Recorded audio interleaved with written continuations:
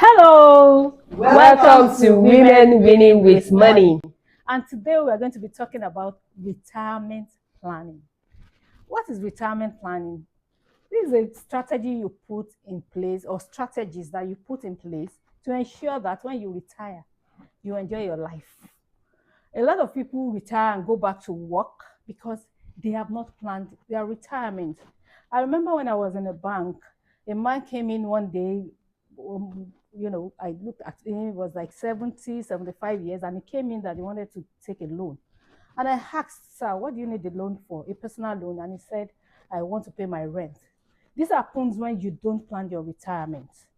I have a lot of stories I can tell when it comes to retirement, people that have planned their retirement and at retirement are enjoying their lives. And so people that refuse to plan their retirement, and at retirement, they went back to work.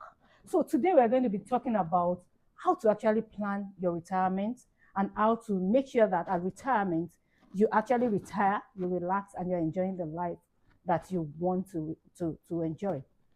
Now, at Time Money Master Academy, what we do is we ask you when it comes to retirement, how much have you earned in your lifetime?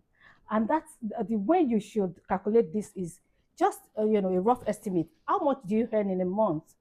And you multiply it by 12 and multiply it by your working lifetime. Okay, so let me break this down. If you earn 500,000 per month or 50,000, you do 50,000 times 12 and then times the number of years you have worked. You will realize that you've earned a whole lot in your lifetime. A lot of people will say, I can't save millions, I can't invest, thousands of naira. It is because you are not conscious of how much you earn and you are not multiplying it, by the number of years that you have worked. So what you can do is very simple. Sit down after this, watching this podcast, write down how many years you've worked, how much have you earned on the average, and then multiply it by the number of years you have worked. It will give you an idea of how much you've earned. Then ask yourself, how much have you saved for retirement? For people that that work with the government or work with a structured organization, we have pension scheme. But for people, if you own your business or you work in an office that is not structured, you may not be on pension scheme. So at retirement, what are you going to fall back on? Are you still going to go back to work, working very hard at retirement, or you want to relax, travel around the world like I want to? That's part of my financial goals. Or you want to go back to hard work at 60, 65, or 70? You need to think about it. If you don't want to retire and go back to hard work, you should then plan your retirement. So how do you plan your retirement? One, you need to know what your goals are in life. What are you trying to achieve? What would you be doing after retirement? At 60, 65, 70, what are you going to do? What kind of life do you want to live? When you are clear on that, it will help you know what you are going to be saving every month, every year. For most countries, it is mandatory that you have a pension scheme. So what happens is that you can have your own personal pension scheme. That is when you put it in insurance and all of that. Your employer may contribute to your pension scheme, and then you contribute another percentage. And for others, if you're a business owner, you can actually make up your mind that this is how much I want to put in place every month for retirement. It is important to plan your life, plan your retirement, so that you enjoy your life at old age. And it is whatever you do when you're still young or when you're middle age that will inform what your retirement will look like. The Money Queen will hand over to her to tell us more about retirement planning. Thank you, my darling. When it comes to retirement, a lot of time we feel that, it's something that will come later in life. If you're self-employed, if you're employed with a corporate organization, even if you're not employed, one day you have to retire. So have you ever asked yourself that if I stop earning today, how long can I survive financially? It's scary, right? A lot of people live paycheck to paycheck simply because they are not financially disciplined. If you cannot live the next 2 months without earning, tell me, how do you want to live for the rest of your life when you retire, maybe 65, 70, or whatever? So today, I really want us to take saving for retirement very important, especially as a woman. Especially as a woman, it is most times we take career breaks because of childbirth, childcare. At that time, it's possible that your earning capacity reduces. Another thing is that they said that statistics has shown that women live longer than men. So if you are likely to live, I hope the men will come after me anyway. If you're likely to live that longer than that male counterpart, how well are you preparing for it? Another thing is that most times women earn less than men because of this glass ceiling thing, but thank God it's gradually giving way. So if we earn less and there's possibility that we live longer, then how are you preparing for it? There's this thing that I've seen that happens. We buy a lot of things that we don't need, and we've forgotten that in our future, at our old age, those things will not count. I was talking with a friend recently. She lives outside the country and she said she needs a new car, and they went to dealership to go and check.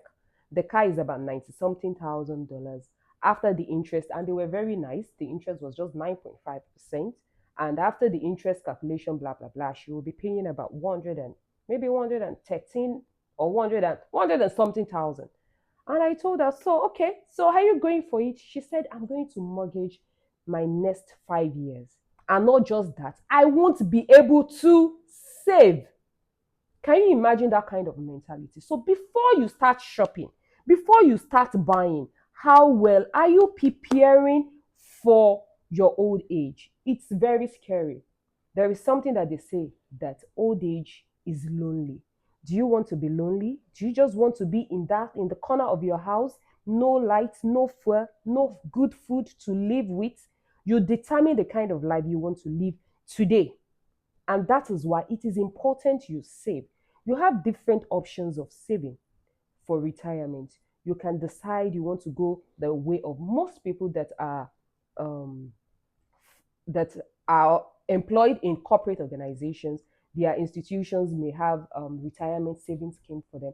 But even if you have your own business, there is this micro pension scheme that is approved by Pencom. You can do one for yourself. You can be saving for yourself. You can be saving for your staff. Another one is mutual fund.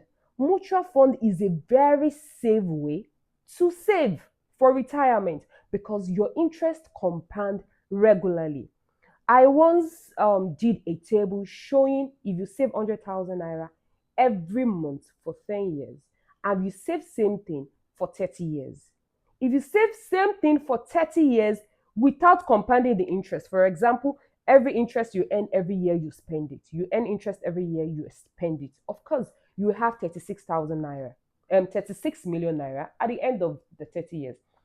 But if you are saving that 100,000 and you are reinvesting the interest, guess what? You will have over a billion naira. So one thing we have to be concerned about is what are you doing with the interest that your savings is generating. You have to be disciplined enough to make sure that whatever you save for retirement stays safe. Saving for retirement is different from saving for vex money. Saving for retirement is different from saving for school fee, saving for your day-to-day activities. Saving for retirement is a long time thing. Apart from mutual fund, you can do insurance. You can use real estate, which Dr. Lola and JCAX will be talking about. So we have a lot of things you can do. Please, you have to consider your future before you go ahead and do all those ashwebi you don't need. Now before what's it called? Yard sales were not common in Nigeria because we don't buy so much. But right now you see people doing yard sales, yard sales, yard sales. I've been to a yard sale before that woman brought out 7 pairs of shoes. I kid you not. 7 pairs of shoe, same style, different colors. Some were not worn at all. Tell me, what are you doing with that? However, if you are not buying all those things and you are not saving, you are not better off. So the key thing is make sure you keep something aside for your old age. Which ever option you choose is left to you. But one thing that is important is know that retirement will come and you have to start today. You have to make the decision today. And please, when you are keeping money aside for retirement, you have to be concerned more about the security of your principal. You don't go for high risk investment. And that is why I mentioned the ones I mentioned. They are safe. Your money is safe. So please be concerned about the security of your principal than the return on investment. I'll hand over to Dr. Lola. Okay, so we've heard so much about retirement planning and savings for retirement. I'm talking about real estate planning because it's actually another way to plan for your retirement. Real estate planning is not about buying land and building alone. It is a strategy. A lot of people hear that real estate is good and they just invest in it. And at the end of the day, if they don't have a good plan about it, they get into trouble. So there are three things that are very important in real estate planning: the purpose, the preparation, and protection. Planning, or should I start with purpose? What exactly are you investing, in? What is your real estate planning all about? Is it for family inheritance? Is it for rental income? Is it for even retirement security? Whatever it is, you need to be able to pin down exactly what is the purpose while you're going into real estate planning. The other one is preparation, and this is very, very key because we all hear it that preparation, when it meets opportunity, you get the best out of it. When you're preparing, you need to talk about budgeting. And of course, one of our episodes, we have mentioned budgeting. It's very key. How much exactly do you want to put into real estate planning? Or what exactly do you even want to get to? What do you want to buy? Where do you want to buy it? All of this will determine what will enter into your budgeting for real estate planning. The other thing that you look at when you're talking about preparation is financing. How do you want to finance your real estate planning? Is it from your income? Is it family and friends? All of these are things you need to consider. And of course, you also need to consider the fact that where exactly are you going to get this money from? We'll be talking about several things relating to that. And the last thing under real estate planning is protecting your assets. Of course, you could protect it via a will or trust, and of course, insurance. And I'm going to hand over while Jacob tells us more about insurance. Thank you so much, because protecting your assets is what insurance is about. Now, we have been talking about retirement and what you will do in your old age when you're not able to earn as much as you're earning now. One of the things that you use to prepare for what you know will happen and what you do not know that can happen is insurance. What does insurance do for you? Insurance just makes sure that when life happens, you're in a better position than you would have been if you were not prepared. Now, she's spoken about real estate. She's spoken about rental income you can have from real estate. She has spoken about the fact that you can leave an inheritance from your children by investing in houses and all of that.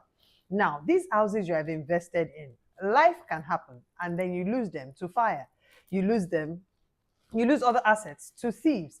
But there is insurance that makes sure that if you ever lose anything, it would either be replaced or at least you will receive financial compensation to the value of whatever it is you lose. Now, I understand that Nigerians are not so in love with insurance because they feel they're just paying without really getting anything tangible from it. Well, you don't know the value of insurance until you suffer a loss. Now, talking about retirement planning and making sure you are prepared for old age, one type of insurance that is sure for you is health insurance. And the good thing about health insurance is if you think the plans that have all the different headings are a little bit confusing, there's the government insurance that is basic and not so expensive. That's the National Health Insurance Scheme. We all know, though we all don't pray to have health issues as we go older, but the truth is the body begins to age and begins to act in a way that it was not acting before. And you begin to need to have conversations with caregivers and healthcare providers on how to take care of your body, because we all don't know how to adjust our lifestyles as age comes. If you have health insurance, you can actually stroll into the hospital you can go every week if you want, just for advice on how to live better. What that does is you pay a stipend, a small amount once every year to make sure that you can visit the doctor as many times as possible. You don't feel comfortable, you can place a call. There's telemedicine now across to your doctor with whom your health insurance covers you and have a conversation about how you feel. Now, what happens to most of us is that there are some types of degenerative diseases, there are some things that come with old age that we're not prepared for, and we don't have health insurance to cover it. And then we now find people after retirement spending all their gratuity or their pension on healthcare and then being left stranded. Now, if you think that is when you get to old age that you prepare for your healthcare, what happens if that health challenge comes earlier? So, the earlier you familiarize yourself with health insurance, for example, the better it is for you. Like she said, protecting your assets, fire and special perils. For the houses you have built that you want your children to inherit, nobody wants to inherit something that has lost value. If it is burnt up and they need to restore with more money than you spent building it in the first place, they'll be inheriting a liability. So what do? You take fire and insurance peril to cover your houses. There's car insurance. They would insure you for theft. That's when you have full cover. If it is stolen, they will replace your car. If it is not stolen and it is damaged, they will repair your car and you don't even need to part with any money at all. Ask people who have had accidents or who have lost their car to thieves. You will discover that the little money they paid for insurance is nothing compared to what the insurance company will part with to replace that car. Now, for some people, I personally have an experience with children education funding, in which it's a plan with many insurance companies where you set money aside that, okay, I don't know what would happen in life. Whatever happens, make sure that my children have some money set aside for their education. And then you decide how much their education will cost. And you begin to save with them for, they usually do a 5-year plan for their insurance, your children's insurance. Now, if you are retired, some people start bearing children late. If you are retired and your children are still in school, this would take care of their education. Now, the beautiful thing is if you do a 5-year children education plan, and at the end of the 5 years, nothing happens to you, you are not dead, nothing, there's no, you haven't stopped earning, nothing happens, but you took out a plan. At the end of the 5 years, you get all the money you paid to the insurance company as premium back as savings. Of course, with interest. It might not be as high as what you will get from the stock exchange or from the money market, but you will get something on your money. And so your insurance money ends up not being lost. Now, insurance has different types. I've seen people insure pots. I've seen people insure crops. If you are getting assets that you think would make a meaning in your old age, please, no matter what you amass, make sure you have insurance that covers you.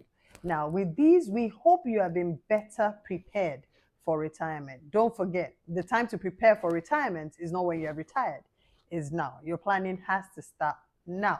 If you need further information or you need us to hold your hand with planning your retirement, please reach out to us. Don't forget, subscribe, share, comment, like, and let us know what you think of our video. See you in the next episode. Bye. Bye.